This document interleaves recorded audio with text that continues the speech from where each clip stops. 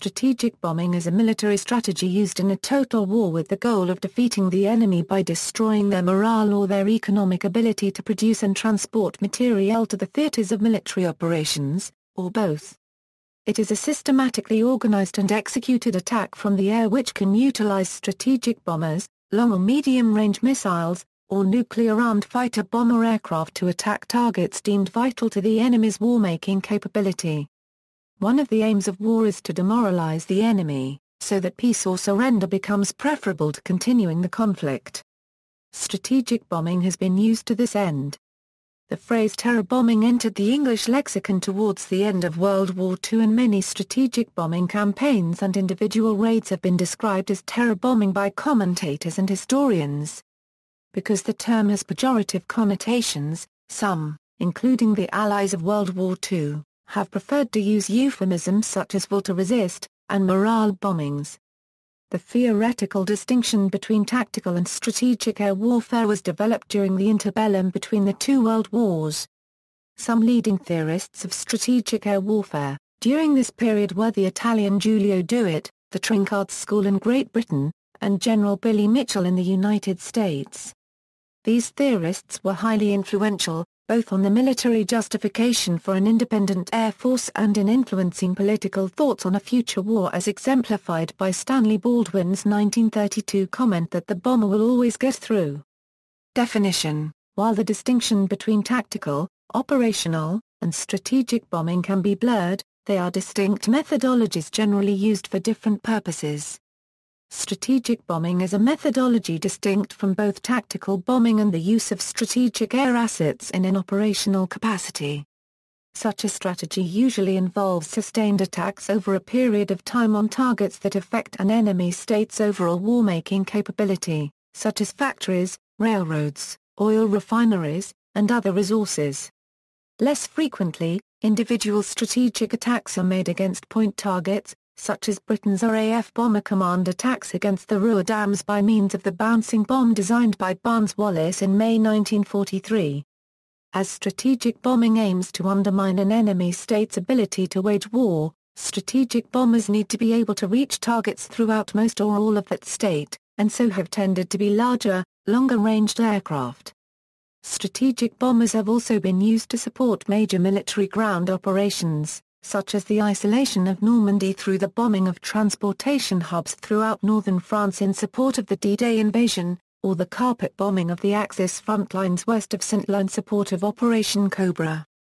Methods used to deliver ordnance. There are three basic methods used to deliver ordnance onto targets in a strategic bombing campaign. The first is by gravity dropping large numbers of iron bombs or dumb bombs, using strategic bombers. The second is through the use of more precise ordnance, precision-guided munitions. Cruise missiles fall into this category, though they are not always air-launched. The third method involves the use of nuclear weapons either onto a battlefield in a method similar to carpet bombing, or onto a strategic target, as with iron bombs in World War II. Although the deployment of nuclear weapons from aircraft falls into the category of strategic bombing, and likely represents the ultimate form of both strategic and terror bombing, the term strategic bombing is generally used in reference to the release of non-nuclear air-ground ordnance from strategic aircraft. Area attack by multiple bombers is based upon detailed calculations of the intended damage expectancy or DE directed by the air tasking order used in a military strategy. To achieve a particular DE, planners select a bomb type based on that particular weapon's damage mechanism, blast fragmentation or incendiary, for example.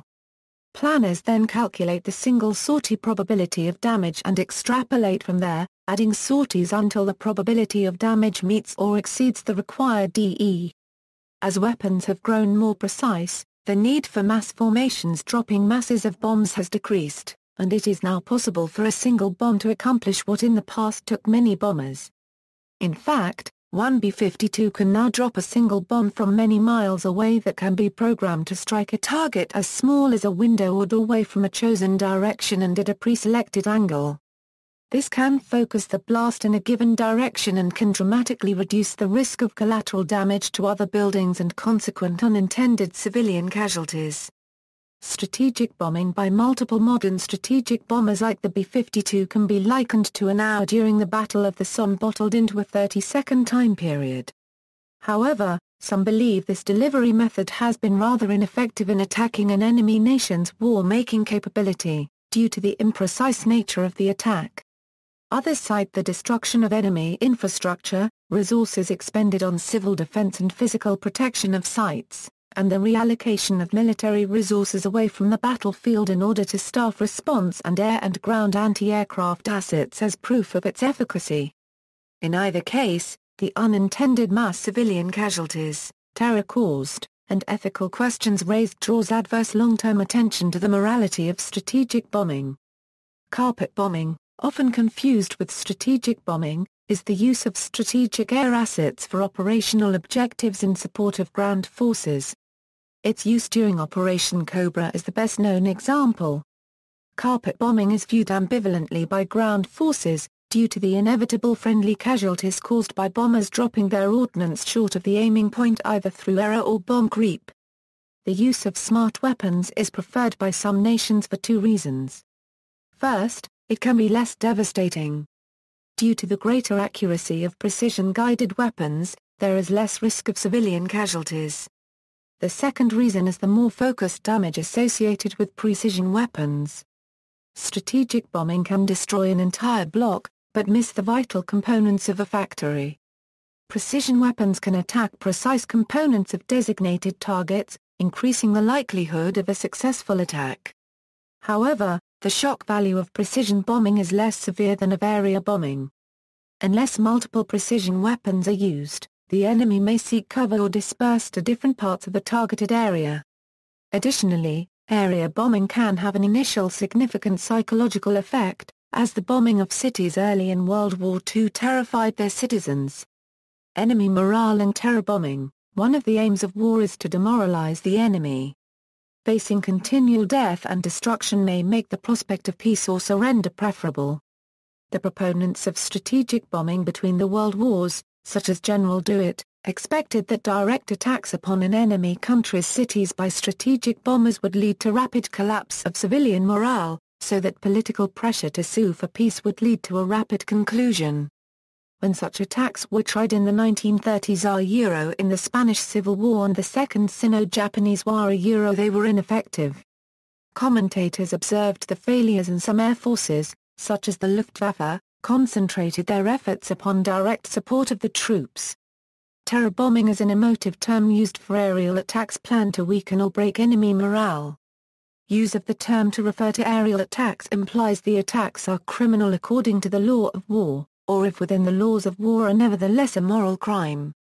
According to John Algeo in 50 Years Among the New Words, a Dictionary of Neologisms 1941-1991, the first recorded usage of terror bombing in a United States publication was in a Reader's Digest article dated June 1941, a finding confirmed by the Oxford English Dictionary. Aerial attacks described as terror bombing are often long-range strategic bombing raids, although attacks which result in the deaths of civilians may also be described as such, or if the attacks involve fighters strafing they may be labeled terror attacks.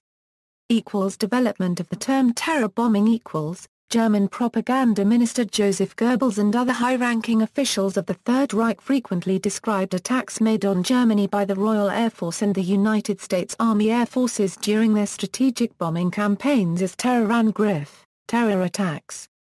The Allied governments usually described their bombing of cities with other euphemisms such as area bombing or precision bombing, and for most of World War II the Allied news media did the same. However, at a SHAEF press conference on February 16, 1945, 2 days after the bombing of Dresden, British Air Commodore Colin Mackay Grierson replied to a question by one of the journalists that the primary target of the bombing had been on communications to prevent the Germans from moving military supplies and to stop movement in all directions if possible. He then added in an offhand remark that the raid also helped destroy what is left of German morale. Howard Cowan, an Associated Press war correspondent, filed a story about the Dresden raid. The military press censor at SHAEF made a mistake and allowed the Cowan cable to go out, starting with Allied air bosses have made the long-awaited decision to adopt deliberate terror bombing of great German population centers as a ruthless expedient to hasten Hitler's doom. There were follow-up newspaper editorials on the issue, and a longtime opponent of strategic bombing, Richard Stokes, MP, asked questions in the House of Commons on March 6. The controversy stirred up by the Cowan News report reached the highest levels of the British government when on March 28, 1945 the Prime Minister, Winston Churchill, sent a memo by telegram to General Ismay for the British Chiefs of Staff and the Chief of the Air Staff, in which he started with the sentence, "It seems to me that the moment has come when the question of bombing of German cities simply for the sake of increasing the terror, though under other pretexts, should be reviewed, under pressure from the Chiefs of Staff and in response to the views expressed by Chief of the Air Staff Sir Charles Portal, and the head of Bomber Command, Arthur Bomber Harris, among others." Churchill withdrew his memo and issued a new one.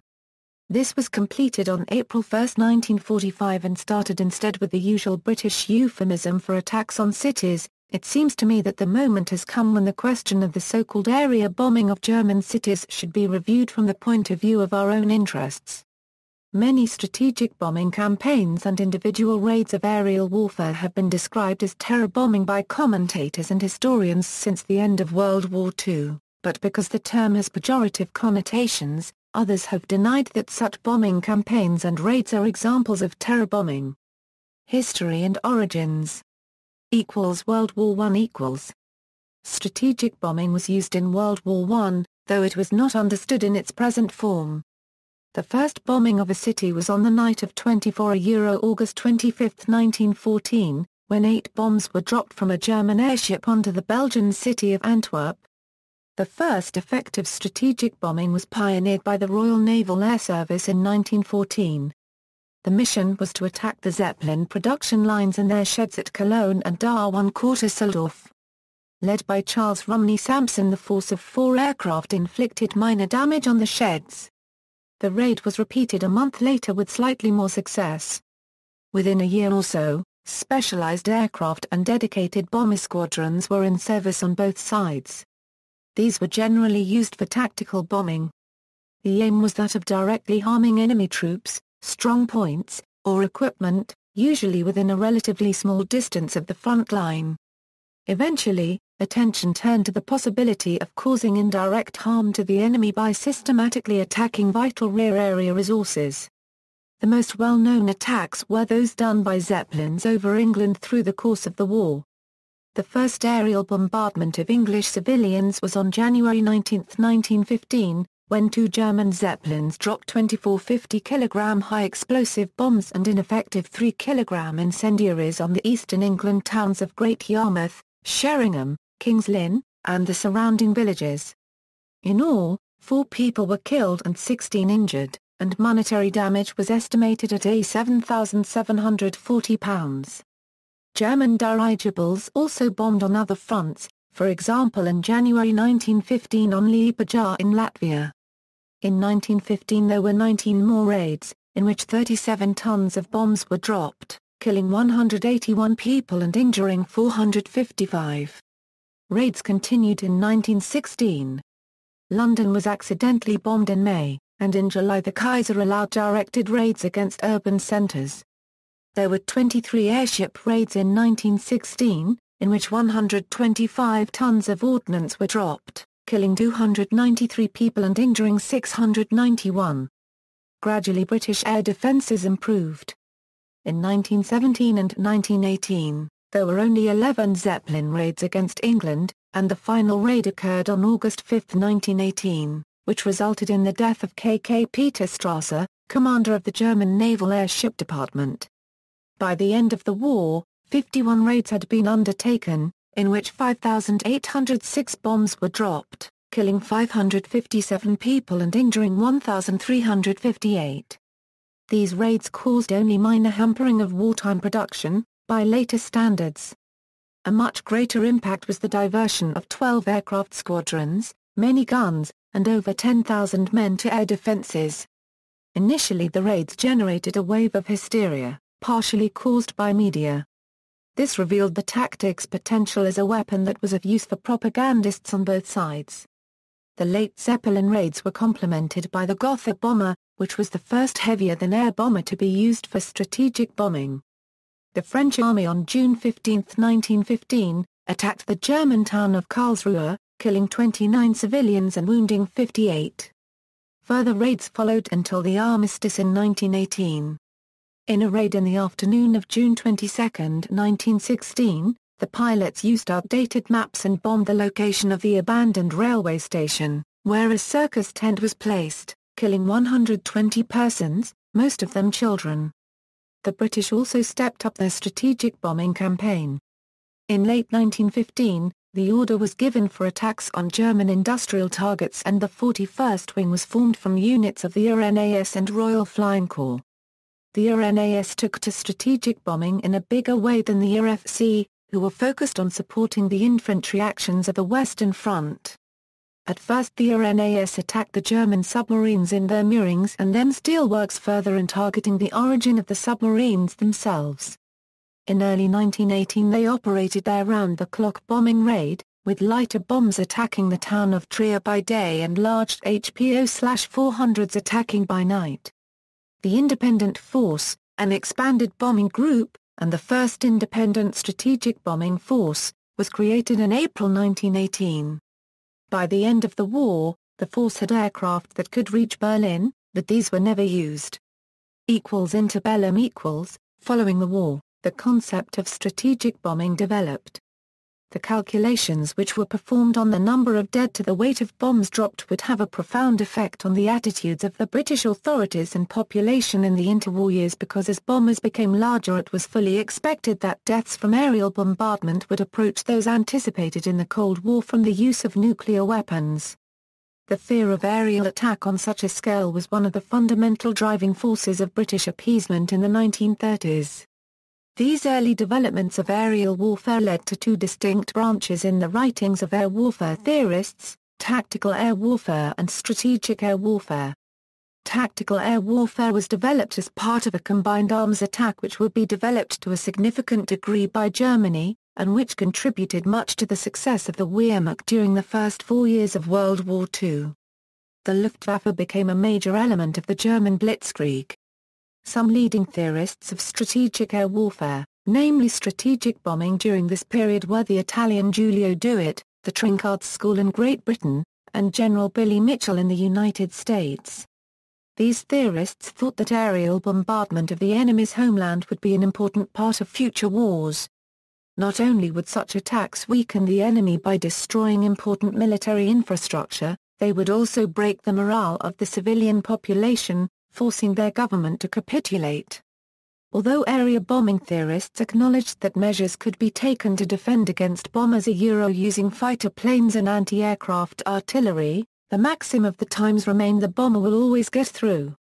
These theorists for strategic bombing argued that it would be necessary to develop a fleet of strategic bombers during peacetime, both to deter any potential enemy, and also in the case of a war, to be able to deliver devastating attacks on the enemy industries and cities while suffering from relatively few friendly casualties before victory was achieved. In the period between the two world wars, military thinkers from several nations advocated strategic bombing as the logical and obvious way to employ aircraft. Domestic political considerations saw to it that the British worked harder on the concept than most.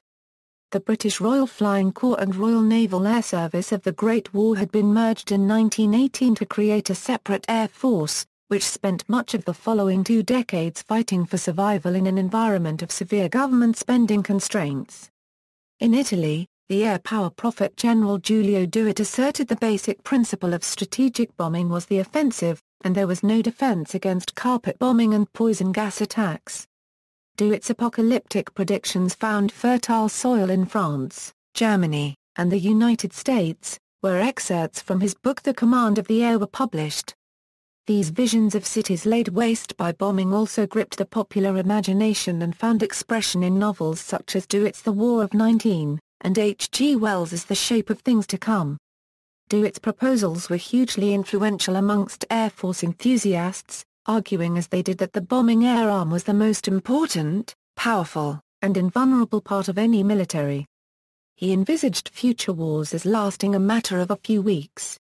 While each opposing army and navy fought an inglorious holding campaign, the respective air forces would dismantle their enemy's country, and if one side did not rapidly surrender, both would be so weak after the first few days that the war would effectively cease.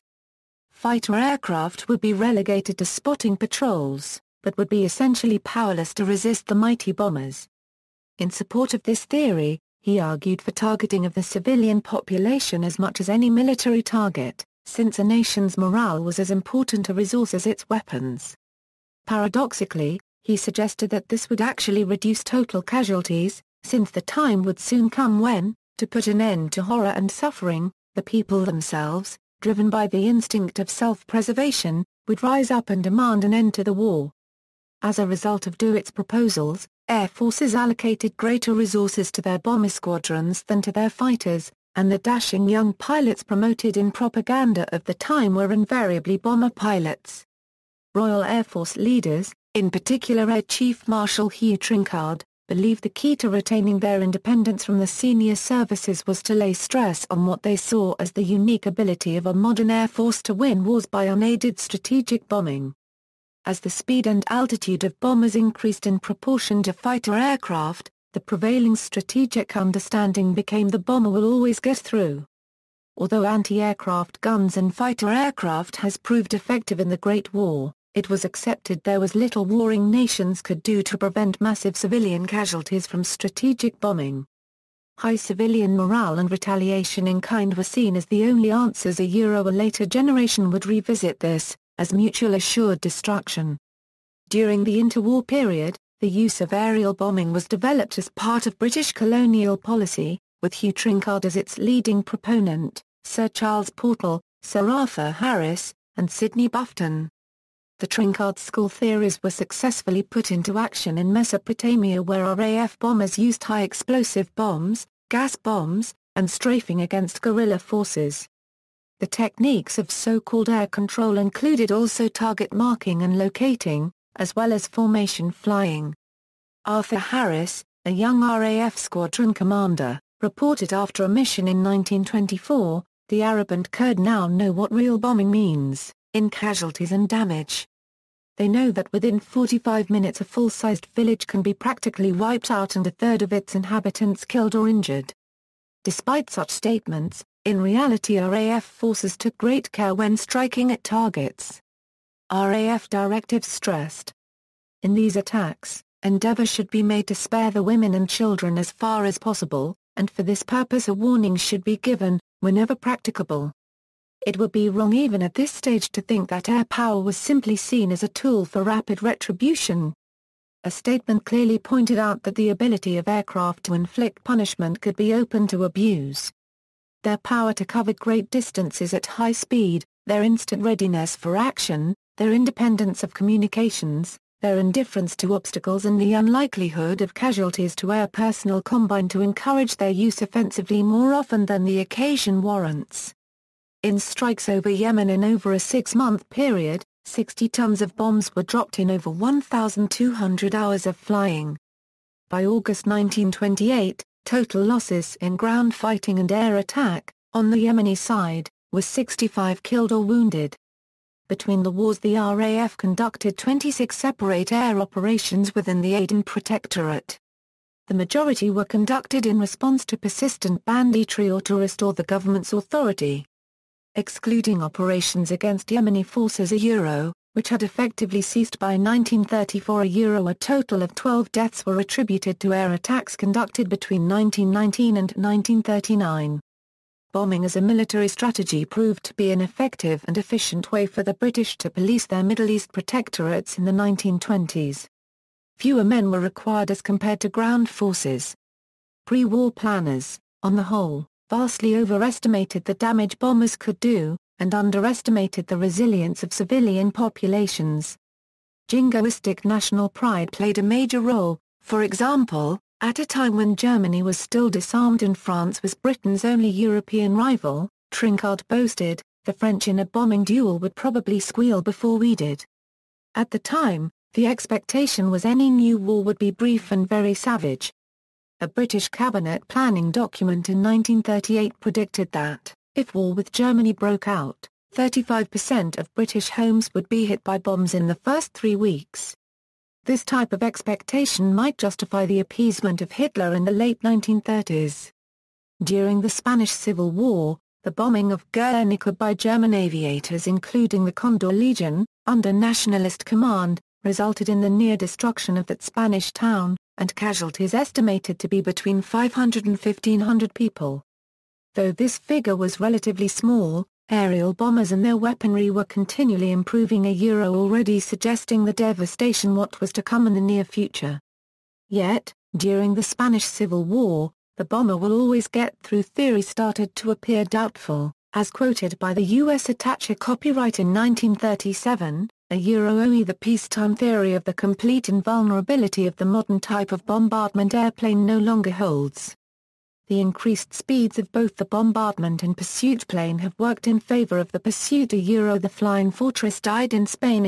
Large-scale bombing of the civilian population, thought to be demoralizing to the enemy, seemed to have the opposite effect. Dr. E. B. Strauss surmised, only observers state that one of the most remarkable effects of the bombing of open towns in government Spain had been the welding together into a formidable fighting force of groups of political factions who were previously at each other's throats. To which Hitler unregistered trademark S. Luftwaffe, supporting the Spanish nationalists, generally agreed. World War II. The strategic bombing conducted in World War II was unlike anything the world had seen before. The campaigns conducted in Europe and Asia could involve thousands of aircraft dropping tens of thousands of tons of munitions over a single city.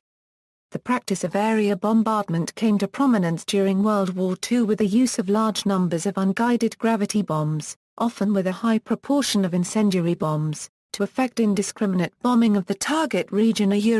Either to destroy personnel and/or materiel, or as a means to demoralize the enemy. This, in high enough concentration, was capable of producing a firestorm effect. The high explosive bombs were often on timers and used to intimidate or kill firemen putting out the fires caused by the incendiaries.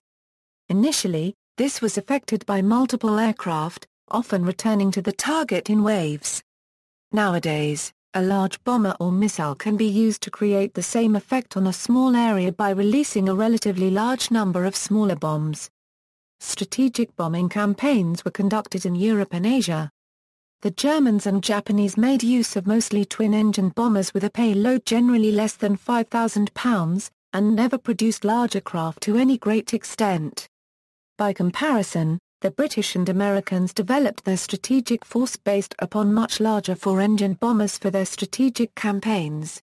The payload carried by these planes ranged from 4,000 pounds for the B-17 Flying Fortress on long-range missions, to 8,000 pounds for the B-24 Liberator, 14,000 pounds for the Avro Lancaster, and 20,000 pounds B-29 Superfortress, with some specialized aircraft, such as the special B Avro Lancaster carrying Grand Slam.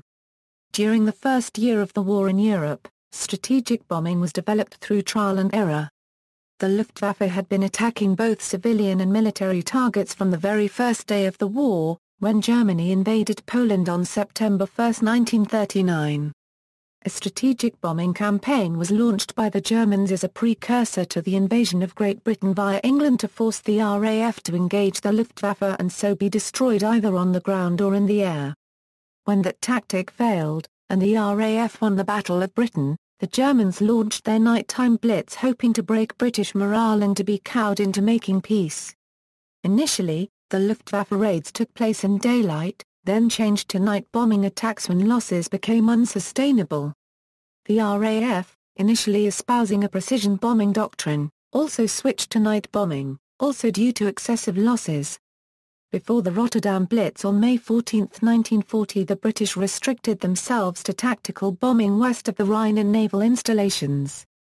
The day after the Rotterdam Blitz, a new directive was issued to the RAF to attack targets in the Ruhr, including oil plants and other civilian industrial targets which aided the German war effort, such as blast furnaces that at night were self-illuminating. The first RAF raid on the interior of Germany took place on the night of 15/May 16, 1940. After the Butt report proved the inadequacy of RAF bomber command training methods and equipment, the RAF adopted an area attack strategy, by which it hoped to detrimentally affect Germany's war production, her powers of resistance, and her morale. The RAF dramatically improved its navigation so that on average its bombs hit closer to target. Accuracy never exceeded a 3 miles radius from point of aim in any case. The United States Army Air Forces adopted a policy of daylight precision bombing for greater accuracy as, for example, during the Schweinfurt raids. That doctrine, based on the erroneous supposition that bombers could adequately defend themselves against air attack, entailed much higher American losses until long-range fighter escorts became available. Conditions in the European theater made it very difficult to achieve the accuracy that had been possible using the exceptional and top-secret Norden optical bomb sight in the clear skies over the desert bombing ranges of Nevada and California. Raids over Europe commonly took place in conditions of very poor visibility, with targets partly or wholly obscured by thick cloud, smoke screens or smoke from fires started by previous raids. As a result, bomb loads were regularly dropped blind using dead reckoning methods little different from those used by the RAF night bombers. In addition, only the leading bomber in a formation actually utilized the Norden sight, the rest of the formation dropping their bombs only when they saw the lead aircraft's bomb load falling away. Since even a very tight bomber formation could cover a vast area, the scatter of bombs was likely to be considerable. Add to these difficulties the disruptive effects of increasingly accurate anti-aircraft fire and head-on attacks by fighter aircraft, and the theoretical accuracy of daylight bombing was often hard to achieve. Accuracy, described as pinpoint, never exceeded the best British average of about a 3 miles radius from point of aim in any case. Post-war, German engineers considered bombing of railways, trains, canals, and roads was more harmful to production than attacks on factories themselves, Sir Roy Fedden calling it fatal, and saying it reduced aero engine production by 2/3. Strategic bombing was initially a way of taking the war into Europe while Allied ground forces were no closer to fighting Germans there than North Africa. Between them, Allied air forces claimed to be able to bomb around the clock. In fact, few targets were ever hit by British and American forces the same day, the strategic isolation of Normandy on D-Day and the bombing of Dresden in February 1945 being exceptions rather than the rule. There were generally no coordinated plans for around-the-clock bombing of any target. In some cases, single missions have been considered to constitute strategic bombing. The British bombing of Peenemünde 1/4 NDE was such an event, as was the bombing of the Ruhr dams. The Peenemünde 1/4 NDE mission delayed Nazi Germany's 5-2 program enough that it did not become a major factor in the outcome of the war. Strategic bombing in Europe never reached the decisive completeness the American campaign against Japan achieved, helped in part by the fragility of Japanese housing, which was particularly vulnerable to firebombing through the use of incendiary bombs. The destruction of German infrastructure became apparent, but the Allied campaign against Germany only really succeeded when the Allies began targeting oil refineries and transportation in the last year of the war. At the same time, strategic bombing of Germany was used as a morale booster for the Allies in the period before the land war resumed in Western Europe in June 1944. In the Pacific Theater, if the Imperial Japanese Navy Air Service and the Imperial Japanese Army Air Service frequently used strategic bombing over large Chinese cities such as Shanghai, Guangzhou, Nanjing, and Chongqing, organized strategic bombing on a large scale by the Japanese seldom occurred. The Japanese military in most places advanced quickly enough that a strategic bombing campaign was unnecessary, and the Japanese aircraft industry was incapable of producing truly strategic bombers in any event. In those places where it was required, the smaller Japanese bombers did not carry a bomb load sufficient to inflict the sort of damage regularly occurring at that point in the war in Europe, or later in Japan. The development of the B-29 gave the United States a bomber with sufficient range to reach the Japanese home islands from the safety of American bases in the Pacific or Western China. The capture of the Japanese island of Iwo Jima further enhanced the capabilities that the Americans possessed in their strategic bombing campaign. High explosive and incendiary bombs were used against Japan to devastating effect, with greater indiscriminate loss of life in the firebombing of Tokyo in March 1945 than was caused either by the Dresden mission, or the atomic bombs dropped on Hiroshima or Nagasaki. Unlike the USAAF strategic bombing campaign in European, with its avowed objective of precision bombing of industrial military targets, the bombing of Japanese cities involved the deliberate targeting of residential zones from the outset. Bomb loads included very high proportions of incendiaries, with the intention of igniting the highly combustible wooden houses common in Japanese cities and thereby generating firestorms. The final development of strategic bombing in World War II was the use of nuclear ordnance. On August 6 and 9, 1945, the United States conducted atomic bombing raids on Hiroshima and Nagasaki. Both cities were destroyed with enormous loss of life and psychological shock. On August 15, Emperor Hirohito announced the surrender of Japan, stating, "Moreover, the enemy has begun to employ a new and most cruel bomb, the power of which to do damage is indeed incalculable, taking the toll of many innocent lives. Should we continue to fight, it would not only result in an ultimate collapse and obliteration of the Japanese nation, but also it would lead to the total extinction of human civilization. Such being the case, how are we to save the millions of our subjects? Or to atone ourselves before the hallowed spirits of our imperial ancestors? This is the reason why we have ordered the acceptance of the provisions of the Joint Declaration of the Powers. Cold War equals. Nuclear weapons defined strategic bombing during the Cold War. The age of the massive strategic bombing campaign had come to an end. It was replaced by more devastating attacks using improved sighting and weapons technology. Strategic bombing by the great powers also became politically indefensible. The political fallout resulting from the destruction being broadcast on the evening news ended more than one strategic bombing campaign. In the Korean War, the United States Air Force at first conducted only tactical attacks on military targets in Korea. Because the Korean War was widely considered a limited war, the Truman administration prohibited the USAF to bomb near the borders of China and the Soviet Union, as doing so would invite these countries into the Korean conflict. The Chinese intervention in the conflict in November 1950 changed the aerial bombing policy dramatically. In response to the Chinese intervention, the USAF launched an intensive bombing campaign against North Korea to demoralize the North Koreans and inflict as much economic cost to North Korea in order to reduce their ability to wage war. The extensive bombing raids on North Korea continued until the armistice agreement was signed between Communist and UN forces in July 27, 1953. In the Vietnam War, the strategic bombing of North Vietnam in Operation Rolling Thunder could have been more extensive, but fear by the Johnson administration of the entry of China into the war led to restrictions on the selection of targets, as well as only a gradual escalation of intensity. The aim of the bombing campaign was to demoralize the North Vietnamese, damage their economy, and reduce their capacity to support the war in the hope that they would negotiate for peace, but it failed to have those effects. The Nixon administration continued this sort of limited strategic bombing during the two Operation Linebacker campaigns. Images such as that of Kim Phusif and Thai disturbed the American public enough to demand a stop to the campaign. Due to this, and the ineffectiveness of carpet bombing, new precision weapons were developed. The new weapons allowed more effective and efficient bombing with reduced civilian casualties. High civilian casualties had always been the hallmark of strategic bombing, but later in the Cold War, this began to change.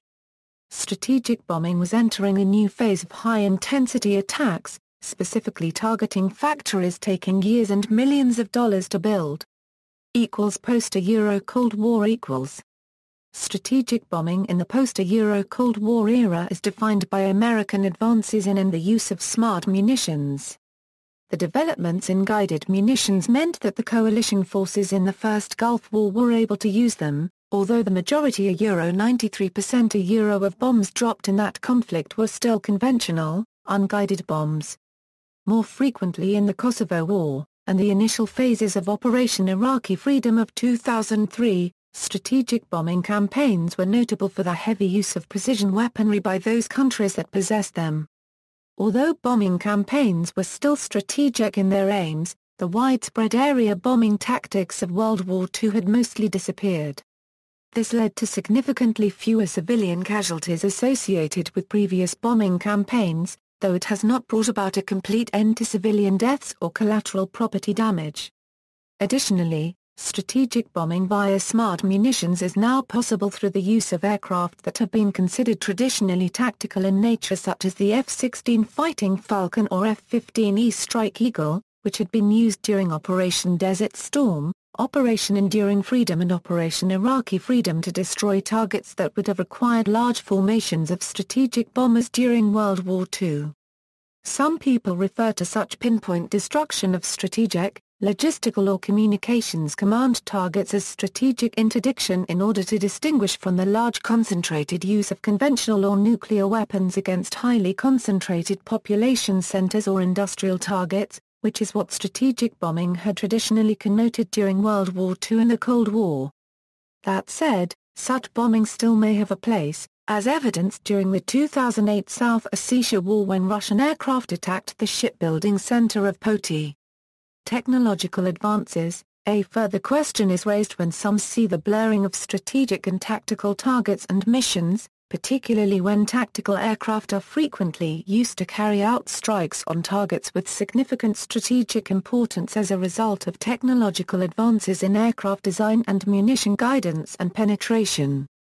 For example, tactical strike aircraft such as F-16s were frequently used to destroy command and communications bunkers during Operation Iraqi Freedom, while large strategic bombers such as the B-1 and B-52 were frequently used to provide sustained close air support at high altitude during Operation Enduring Freedom. Aerial bombardment and international law. Air warfare must comply with laws and customs of war, including international humanitarian law, by protecting the victims of the conflict and refraining from attacks on protected persons. These restraints on aerial warfare are covered by the general laws of war, because unlike war on land and at sea, which are specifically covered by rules such as the 1907 Hague Convention and Protocol I additional to the Geneva Conventions, which contain pertinent restrictions, prohibitions and guidelines, there are no treaties specific to aerial warfare. To be legal, aerial operations must comply with the principles of humanitarian law, military necessity, distinction, and proportionality. An attack or action must be intended to help in the defeat of the enemy. It must be an attack on a legitimate military objective, and the harm caused to civilians or civilian property must be proportional and not excessive in relation to the concrete and direct military advantage anticipated. Pioneers of strategic bombing: Henry H. Hap Arnold, USAAF, Julio Dewitt, Regia Aeronautica, Arthur Bomber Harris, RAF, Curtis LeMay, USAAF, Billy Mitchell, USAAC, Alexander P. Dosevsky in Victory Through Air Power, Carl Sparts, USAAF, Hugh Trincard, RAF. See also: Notes, footnotes. Citations. References: Algeo, John. 50 Years Among the New Words, A Dictionary of Neologisms, 1941 1991. Cambridge University Press. ISBN 0-521-44971-5. Exin, Sydney. A Moral Military. Temple University Press. ISBN 978-1-59213-958-3. Brower, Charles F. World War II in Europe, The Final Year, Roosevelt Study Center. Palgrave Macmillan. ISBN 978-0-312-21133-2. Boyne, Walter J. Clash of Wings, World War II in the Air. New York, Simon & Schuster, pages 343, 344. ISBN 0-671-79370-5. Kopp, Terry. The Bomber Command Offensive, originally published in the Legion magazine. Fitzsimmons, Bernard, ed. Illustrated Encyclopedia of 20th Century Weapons and Warfare 9. London, Phoebus. Pages 969. Fitzsimmons, Bernard, ed. Illustrated Encyclopedia of 20th Century Weapons and Warfare 16. London, Phoebus. Pages 1736, 1697, 1700. Flight Staff. Aircraft and the War. Flight, 905 Euro 906. Fritz, Stephen G. Endkampf, Soldiers, Civilians, and the Death of the Third Reich. University Press of Kentucky. ISBN 0-8131-2325-9. Hayward, Joel. Air Power, Insurgency and the War on Terror. Royal Air Force Center for Air Power Studies. ISBN 978-0-9552189-6-5. Hessel, Peter. The Mystery of Frankenberg's Canadian Airman. James Lorimer and Company. ISBN 1-55028-884-9. Kwarshavy, Area J. Confronting Captivity, Britain and the United States and their POWs in Nazi Germany. UNC Press Books. ISBN 0-8078-2940-4. Lewis, Peter M. HB 29 Superfortress. In Grolier Incorporated. Academic American Encyclopedia 10. Grolier Incorporated. ISBN 978-0-7172-2053-3. Longmate, Norman. The Bombers, the RAF Offensive Against Germany 1939 Euro 1945. Hutchinson. ISBN 0-09-151580-7. Middle, Alva. The Game of Disarmament, How the United States and Russia Run the Arms Race. Manchester University Press ND.